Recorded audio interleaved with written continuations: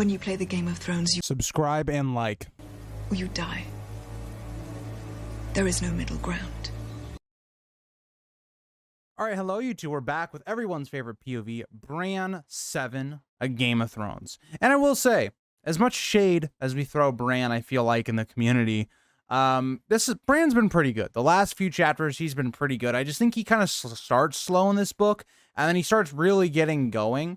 And so this is one of those chapters where it almost feels similar to like an Arya character, right? Where like after Ned's death, Bran's one of those characters that you almost forget about because he's not really in the main story as much anymore, right? His role was with Robb, but then we don't really see a ton of Bran. We get him one chapter with Robb, and then we come back to him. Like, I haven't covered this character since I think February, maybe early March.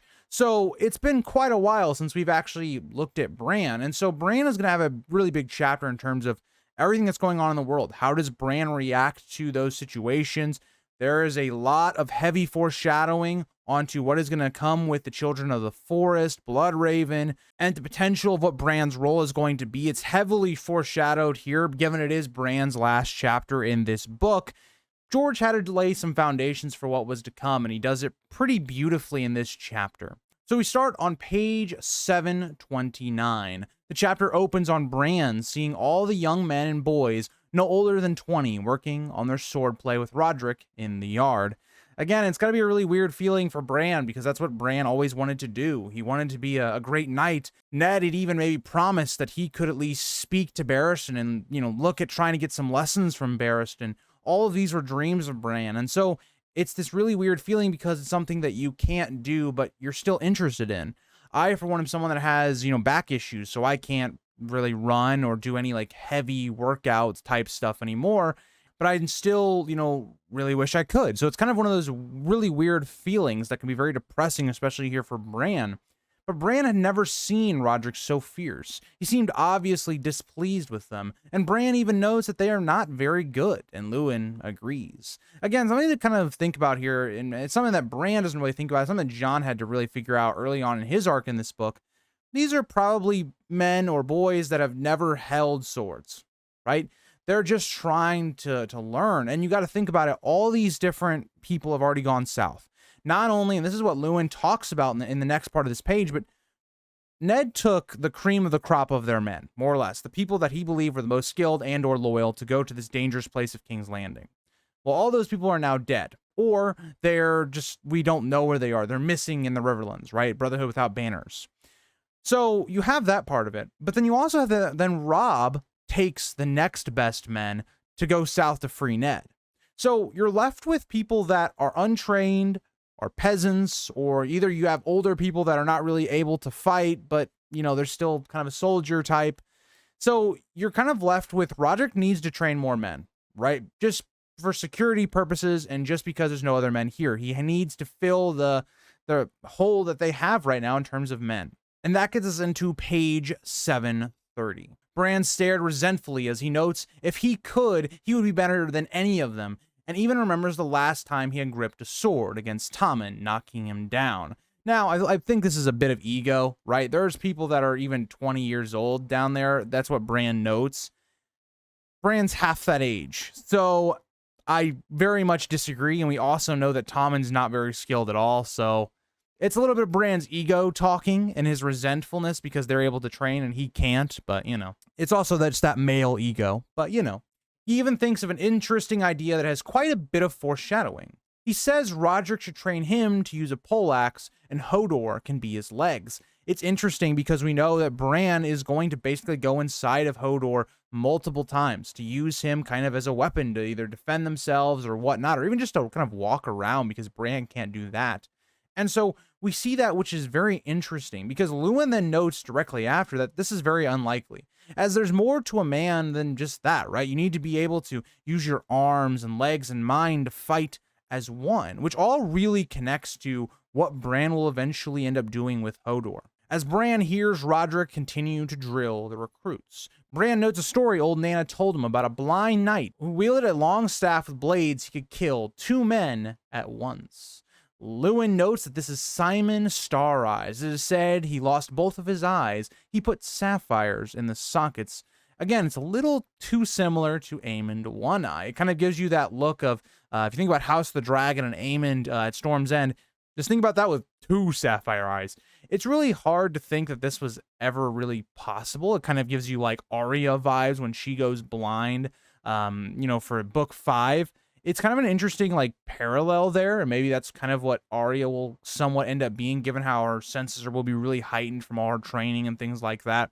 Kind of even parallels the Syrio Forel training that Arya was getting in this book. So it's an interesting little note here that that's the person that Bran brings up in this moment. But Lewin notes that this is only a dream from the age of heroes. He must forget these dreams, that they will only hurt his heart. Again, thinking about these legendary figures that seem to do things that are not possible, and that's what Bran's more or less trying to do. Bran is trying to find some scenario where he can live out his dream even if he is crippled.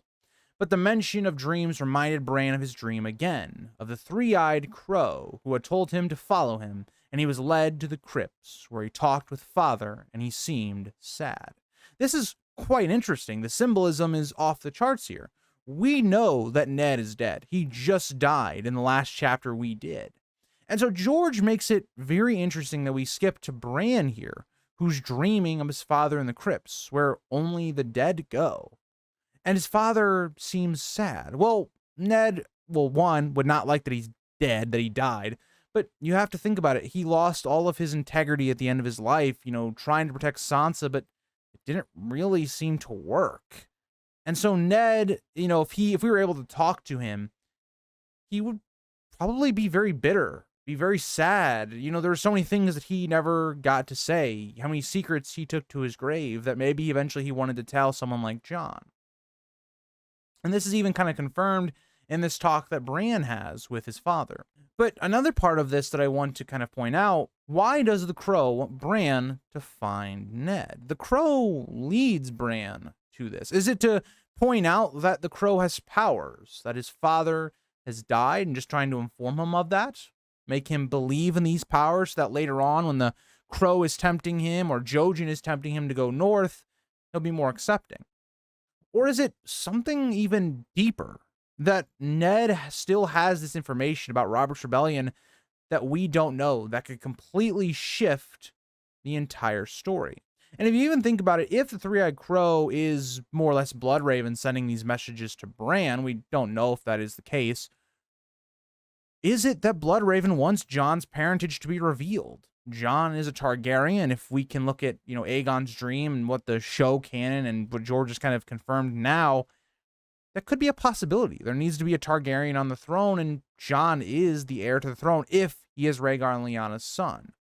So there's a lot of interesting notes here, because even when we continue going on, when Lewin asks, why is it that Ned was sad? Because again, they don't know that Ned is actually dead, right? They're just asking this question of, why would he be sad? Right? But Bran notes that it was something about Jon. And that is very key, right? We look at all this information in terms of, Ned thinking about Lyanna, thinking about Jon. He's very sad about Jon's fate, because in a lot of ways, Ned dying, it seems, would almost kill any chance of Jon ever finding out who his parents were. Especially because you think about Howland Reed was probably sworn to secrecy by Ned. And so if you're thinking about it from that way, Jon will never know who his mother was, if you think about it from that point of view.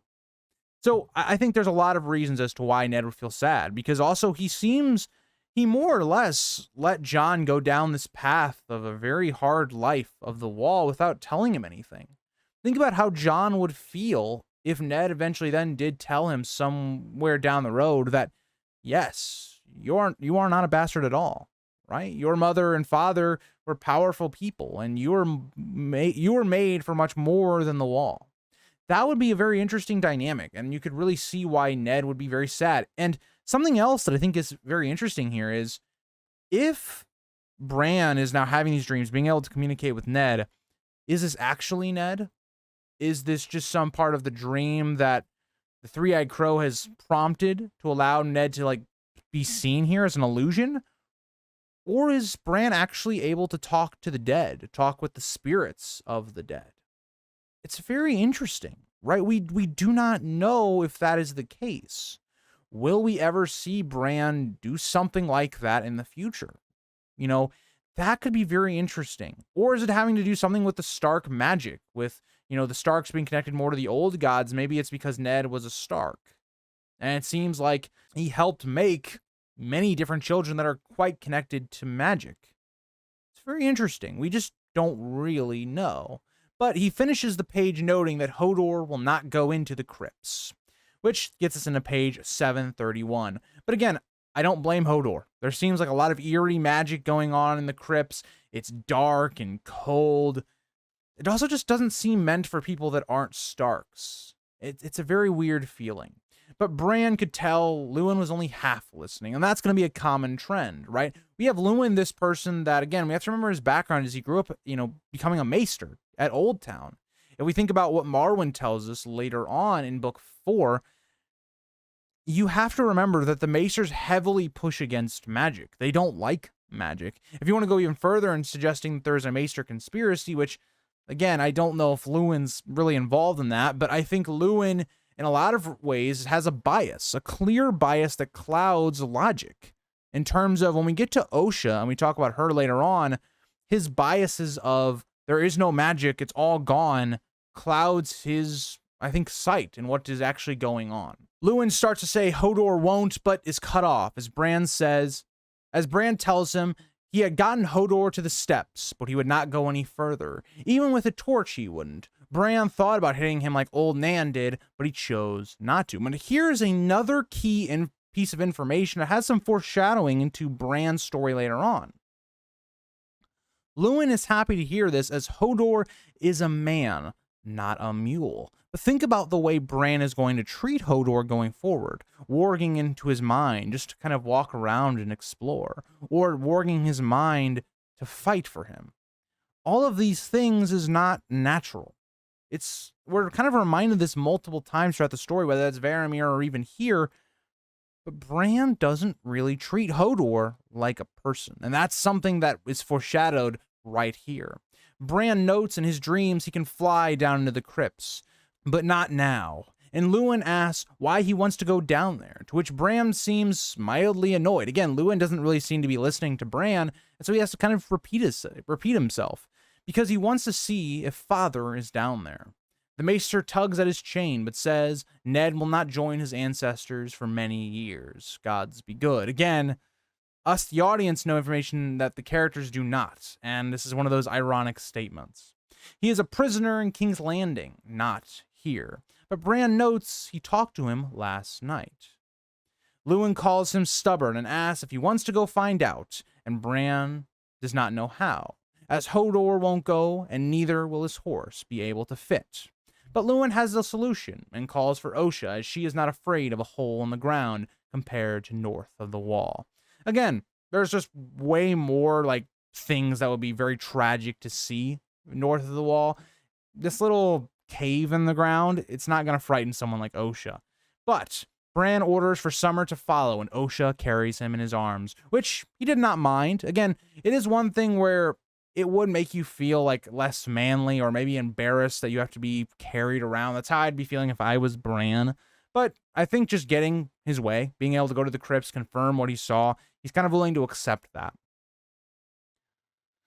But Osha carries him across the yard and down the steps into the cold crypts, with Luwin leading with the torch. But Bran also notes that Osha had had her chains removed by Roderick. Now, not all of them, but kind of the ones around her hands and things, but she still has stuff around her ankles, which doesn't really seem to prohibit her movement, but they are still there. But we note that Roderick did this because she has been serving faithfully. But that gets us into page 732. Bran could not recall the last time he had been down here in the crypts. Definitely when he was a child. Definitely when he was a child playing with his siblings. And we've heard this before, right? We've seen this in Jon's POV. We know exactly as to what Bran is referring when Jon and Robb were playing pranks on them. And so we see that again, going back to that relationship that he had with his siblings, a good feeling. But this one does not have that. This has more of an eerie, dark feeling. He wished they were here now, as the crypts seemed dark and eerie, and even Osha seemed to be feeling anxious as she notes how grim the old kings of the north looked. Bran notes they were kings of winter, but Osha disagrees. If he had ever seen a winter, he would know there was no king of winter, which is completely true. We see that the Starks suffer just as much as anybody during these winters, and yes, they may have servants to, as Thorne kind of says in the show, to light their own fires and things like that. They still are affected by the winter. It's still a harsh time. It doesn't just not affect them, even though they may have better conditions than, an average person. No, the kings of winter are the others, and that's kind of what Osha is kind of alluding to here. But Luwin does correct him, saying they were the kings of the north for thousands of years. Bran notes they were all different, some looking more gruff and bearded, and others clean-shaven, but they continue going through the crypts. And also, yes, kings just will look different. They're not all going to look the same. Yes, they're all going to be Starks or whatnot, but that's not to say they're all going to be the same. The vaults were cavernous, and Jon had even told Bran that there were more levels lower of the older kings. Also, I just want to point this out. Think about how many people are actually buried here. Thousands of years. We think about 300 years worth of Targaryen kings, and you have quite a bit, but think about Targaryen kings and lords for thousands of years. These crypts would be very vast. They'd be quite big. And so you think about all that dead, all of that energy. This really is a cemetery, but just in a cave, making it feel even weirder. Luwin tells Bran as they go by to recall the histories of the kings if he can. He saw the passing faces, and it seemed to come back to him, the lessons that Luwin had taught him, and the stories that had made them come alive from old Nan. That gets us into page 733, as we're going to go through pretty much very quickly a bunch of different kings. He notes Jon Stark, who had driven out raiders who had landed in the east and built White Harbor. Interesting that the first one that Bran thinks of is a Jon Stark. Maybe a wink to Jon being a Stark, being connected, whether that's through Lyanna, or if it is Ned and Ashara or some other woman. We also hear of Rickard Stark, a man who had taken the neck from the Marsh King and married his daughter. Very similar to kind of the history of the Baratheons with Orys Baratheon and how he'd taken the seat of Storm's End. Theon Stark, another interesting one because we know another Theon, but he's a Greyjoy. Interesting that they share names though. But Theon Stark, who had long hair and a thin beard, who was known as the Hungry Wolf because he was always warring. Also very similar to the way Theon kind of looks. Someone who is pushing Robb to go to war. Someone who will betray Robb to go to war with the Greyjoys. Nice little wink to that for the next book as well. Brandon the shipwright, who loved sailing, but his tomb was empty as he went into the sunset sea and never came back. Another interesting note as we see another Stark who liked sailing, maybe something that could hint to maybe Arya's end of the story. Next, his son Brandon the Burner, who burned all of his father's ships.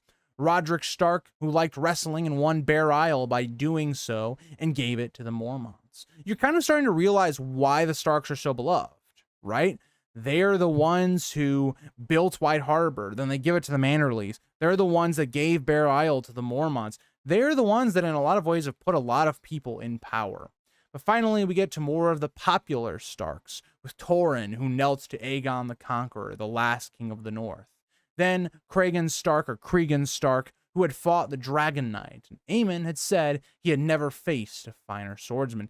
That really should paint the picture of who that character is. A little bit of a nice little foreshadow for, House of the Dragon Season 2. And, we probably won't see a ton of him. We shouldn't anyway. There's not a lot of him in the source material at this point of the story. But we'll see what House of the Dragon ends up doing with that character. They were almost at the end, and he felt the sadness growing in him as he notes Rickard, Lyanna, and Brandon, his grandfather, uncle, and aunt. But interestingly, Bran notes they are not supposed to be down here, but Ned loved them enough to put them down here. And I do think you can almost rationalize why they're down here. Brandon's father, Rickard, dies, I believe, before he does. So Brandon Stark actually was the Lord of Winterfell, albeit for maybe a few seconds. And then Lyanna was, either married or had a relationship and had a child, maybe with Rhaegar Targaryen, which would make her almost royalty at that point. So you can kind of understand it.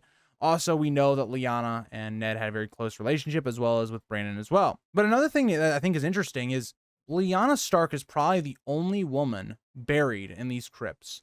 That's what I find interesting, because you got to remember, all of these were for the kings or the lords, and the women were never in charge of the Starks. So that's a very interesting thing to think about as well. Osha even notes that Lyanna was a fair maid, but Bran tells the story of how she was betrothed to Robert, but then Rhaegar kidnapped and raped her, which caused Robert to go to war and killed Rhaegar, but never got Lyanna as she died. Lewin notes Ned's tomb and asks if this is where he saw his father, and Bran says yes, but feels an uneasy shiver had he heard something. Now, instantly our brain's going to go to, okay, well, they're about to be kind of running into Rickon and Shaggy Dog, and Shaggy Dog's going to attack Lewin. But did he hear something else? Did he hear the winds or the spirits of the dead? Did he hear his aunt or his uncle or even grandfather? Or maybe his father's spirit is already in the crypts, but his body is not. All very interesting to think about as we go into the next page, 734. Lewin stepped towards the tomb, saying it is empty and that dreams are just dreams. Ned will not be here for many years, but at this, the darkness snarled and lunged at him. Lewin put his hands up as the torch hits Bran. Ironic, given his fate. Again, remember, he strangles himself trying to save his father who was being burned alive. Just an interesting little note here, and it's going to get even more symbolic as we go on. As Lewin tries to fight off the wolf, Bran calls for Summer. Summer knocks Shaggy Dog off of Lewin, and Osha puts him down to help Lewin. But the wolves fight in the darkness until a voice is heard calling the wolf. We note that Lewin's arm is quite bloody and in bad condition. Again, he took a whole bite to his arm. It really shows you how wild Rickon is, that he allowed Lewin to be attacked at the age of 4. It really kind of puts into perspective the character of Rickon we can maybe see in the Winds of Winter. They spot Rickon in Ned's tomb and tells Lewin to leave his father alone. Bran says softly that father is not here, but Rickon, with tears in his eyes, says he was here last night. He dreamed of him. Now, this is very interesting, right? So the Three-Eyed Crow seems to be sending dreams to not only Bran, but Rickon. Why is that? Are these two both pupils of Blood Ravens, or the Three-Eyed Crows, whatever you believe is going on here? Or is it to prove to Bran that, yes, there is an upper power working here, just to prove that magic exists?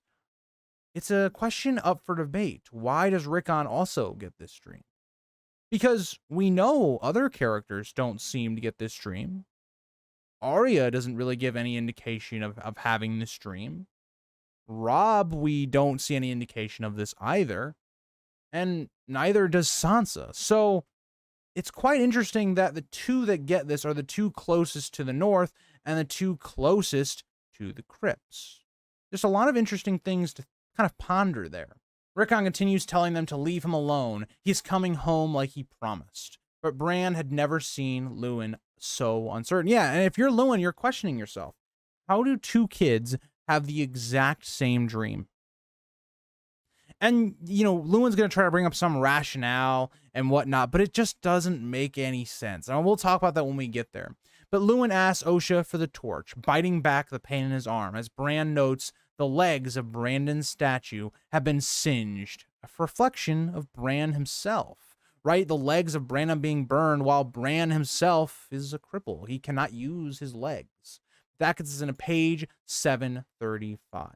Lewin notes it's supposed to be chained up, but Rickon notes he let him loose. He does not like to be locked up. And again, it's quite natural, right? This is what Bran is going to say a little bit later on, but you can't lock up a dire wolf. It's just, it doesn't make any sense. It's not in their nature. It kind of goes against everything in their instincts. It's kind of how I feel a lot about some zoo animals, where like being in a cage or being in an enclosure just doesn't really feel natural for these creatures. And that's how I feel about these dire wolves. Bran asks Rickon if he would like to come with him, but Rickon says he likes it here, and Bran retorts it is dark and cold here. But Rickon is waiting for father. Bran says he can come with them. They can wait together with their wolves. And Lewin is not thrilled by this, as the beast is too wild and should be chained up. Apparently, Shaggy Dog has already bit 3 men, and it must be chained up but Lewin stops. Again, Lewin doesn't want to say that they're going to have to kill Rickon's wolf. He's only 4, and that could set Rickon off even more. But Bran knows what he means. But Bran finishes saying he was not made for chains, and they will wait in Lewin's tower. Lewin notes it is impossible, but for once, he's overruled, as Osha steps in, noting that Bran is the Lord, and says the Maester's tower it is. He asks if Rickon will come, and he agrees if Shaggy Dog can come. And they bound off together, with Lewin being forced to follow behind. The Maester's tower was a mess of scrolls, books, ink. Bran is amazed Lewin could find anything at all, but Osha begins bandaging Lewin in the tower with his instruction. Again, it just gives you the idea of what Lewin is. He's really just this big librarian in charge of a lot of different roles, and that's why I think Maester Conspiracy is such a massive thing in the community, because think about the power a Maester has. You know, having all of the knowledge to the communication between, you know, realms or kingdoms, and having all these records and histories and all that stuff, having so much influence. That's why I think a lot of that springs up. But that gets into page 736. Lewin concedes it is weird they had the same dream, but it is only natural upon thinking they miss Ned and he is in danger. Fear makes you dream these things. And where I think Lewin is right in a certain degree, right? Your deepest concerns or your deepest fears, you tend to dream about them. I know that personally. I know there has been some science done on that. I'm not 100% sure on that, so don't back me up on that. I'm not a scientist or whatnot, but I know from personal experience, you know, when I'm in a certain emotional state about something I'm feeling or whatnot, I do tend to dream about that thing. And so I do agree as to where Lewin is coming from, but he can't deny 2 kids having the same dream at the same time, making them do the same thing. There's no logical explanation for that. That's like a 1 in a billion thing to happen. And Lewin is really just trying to cope. He's trying to figure out some reason as to why magic doesn't exist. Lewin notes Rickon is too young to understand, but Rickon notes he is 4. But Lewin continues, kind of just going right over Rickon, noting Bran is old enough to understand that dreams are dreams. But again, that doesn't really apply here. These are not normal dreams. This is once again where Osha pipes up, saying some are and some aren't. The children of the forest would have something to say about the matter. But Lewin once again denies this. The children are also dreams and myths, which, again, this is that clear bias I want to talk about if you are Lewin. And again, we can understand why Lewin has this thought process. The children of the forest haven't been seen south of the wall, or from what we can tell by the watch, in a very long time. Mixed with there really hasn't been magic that's been prevalent since the dragons have died. You can understand why he has this thought process. But when someone that comes from north of the wall, where the children of the forest are based at, we know that to be a fact. That is where they retreated to. And she is telling you that they are alive and they are definitely there, and you just disregard it as if she doesn't know anything. It shows you that bias that Lewin has. Again, trying to defend his position at all costs. And that's not to say Lewin's a bad person. I think we all do that at times. If you think about your life experiences, it's hard to then look at somebody else's life experiences and say your opinion about something is wrong, right? That's something that's very human, and that's one of the beauties of life, is trying to understand other people. Bran notes the children of the forest could fly like a bird and swim like a fish and sing so beautifully that it made people cry.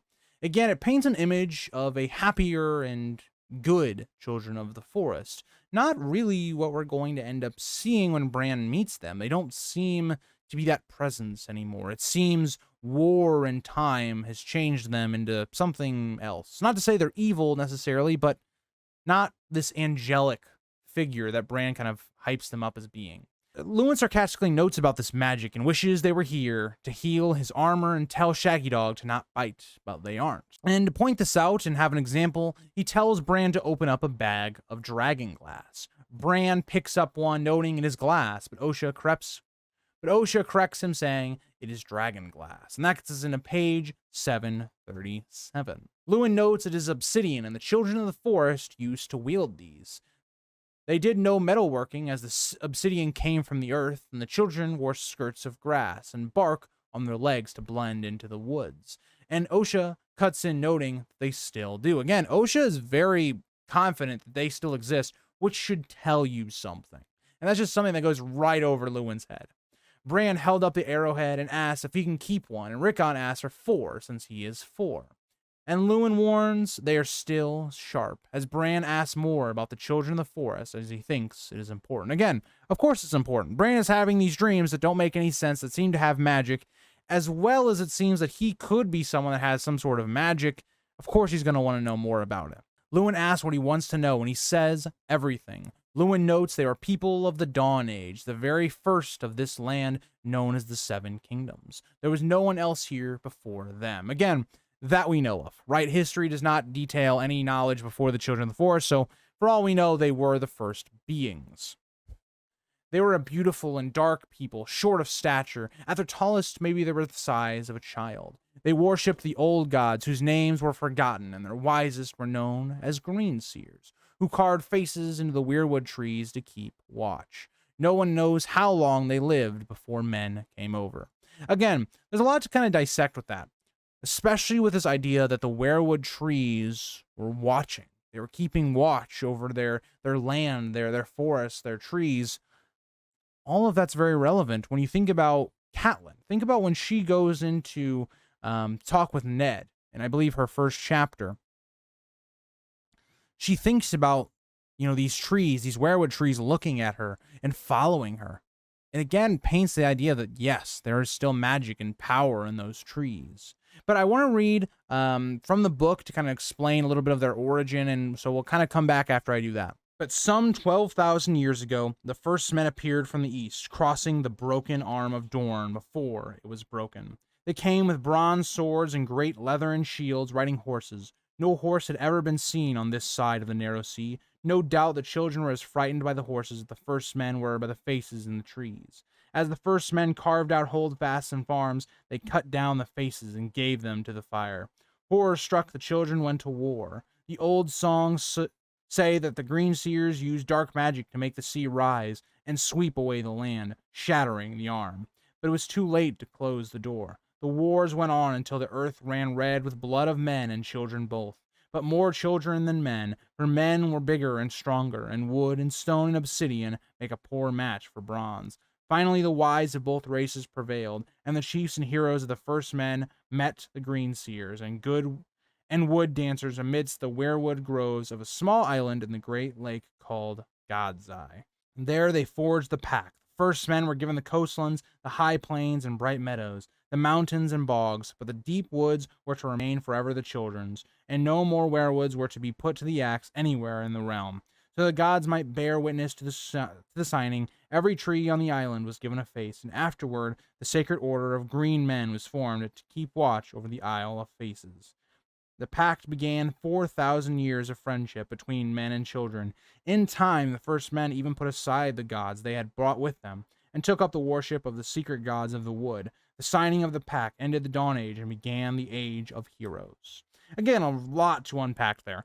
In terms of, we know that there was this conflict, that the children of the forest were trying to do anything, it would seem, to stop the spread of men, as they do what men do. They cut down the nature. It seems very almost Tolkien-like here, that they were destroying the trees, and you can't really blame men. You come over with these faces that seem to be watching you, giving you an uneasy feeling, and that's what they were doing, right? They were watching men. They were watching, what you were doing. And so as these first men come over, you can understand as to why they do it. We also kind of get a glimpse of the Bridge of Dorne, that there was once some connection, that this wasn't just, a land separate from the rest of the world, that it was once connected. And that it seems as though the children of the forest did some sort of dark magic to end that, but it just didn't work.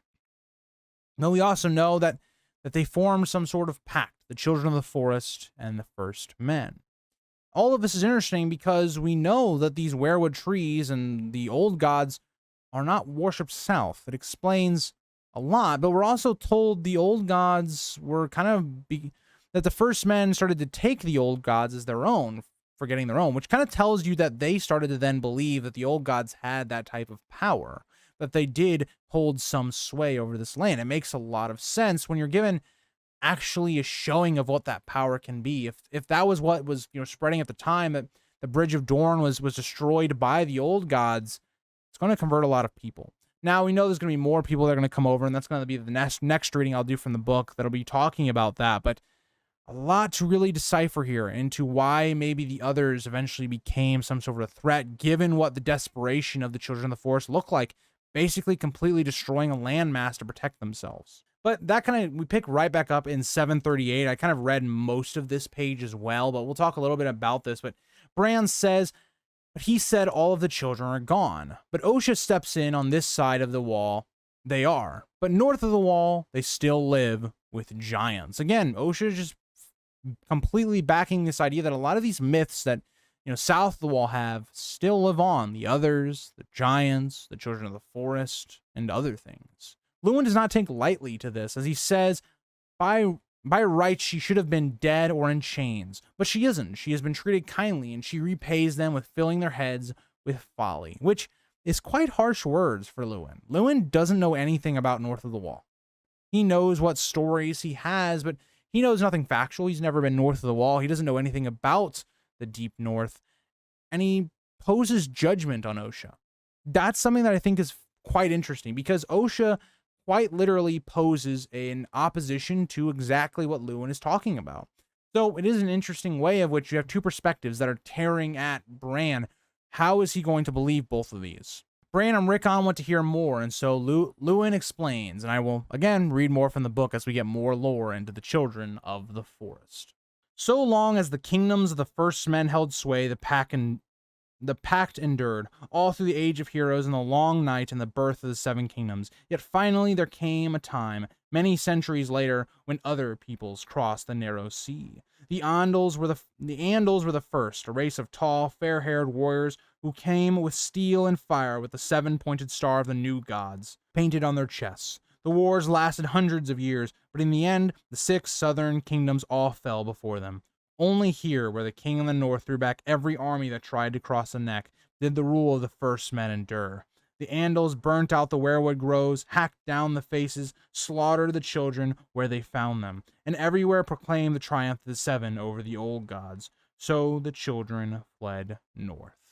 Again, just it looks at this conflict in which the children of the forest already were losing power because of the first men. And the Andals is kind of a holy war. It's kind of the way you look at this. And another thing that I didn't really, talk too much about is the idea of the eluding of an Order of the Green Hand type idea of trying to preserve the old gods and things of that nature. So there's a lot to kind of put there, right? George does a really good job of laying the foundation of maybe the myths of the Children of the Forest and what they could possibly be about here in this part of the chapter. But we are now into page 739.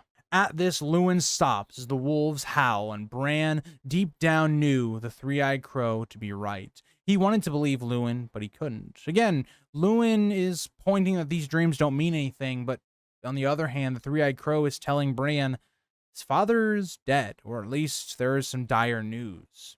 At this, he hears the flap of wings by the window. A raven landed on the stone, and Rickon began to cry, dropping the dragon glass as Bran hugs him. Again, they knew what this meant.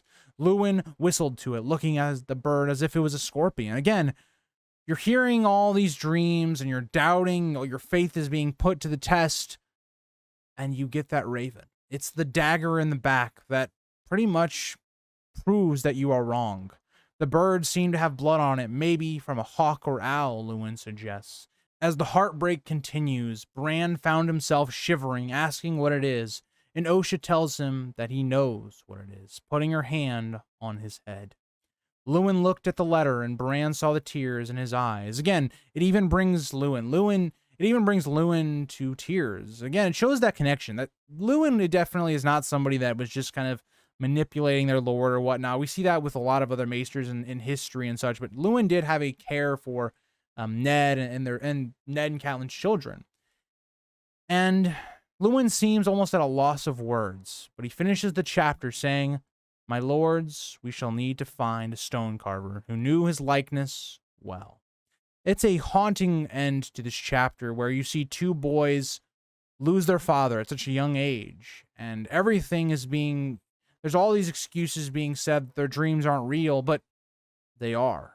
It's this confirmation that Bran has some connection to the old gods, the children of the forest, this three-eyed crow, and what we're going to see moving forward with his storyline from now on. But it's a really damaging way to end it, because it's also, for us, the audience, we knew the entire time that this dream was right.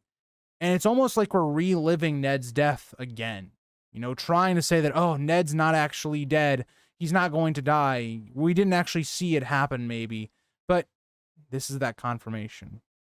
So thank you guys all for watching the video. I know it's a Bran chapter, so not everybody's favorite. I really personally loved this Bran chapter. I've really liked Bran. I think in the later stages of this book, it's very similar to like Brienne in Feast for Crows, except don't hit the heights of Brienne in A Feast for Crows. But it's like similar to that regard, where I really started to appreciate Bran more in the latter half of this book, whereas the first half, he just was a very slow and kind of took away from, I think, a lot of other POVs. But thank you guys all for watching. I'll see you guys in the next one. Bye, guys.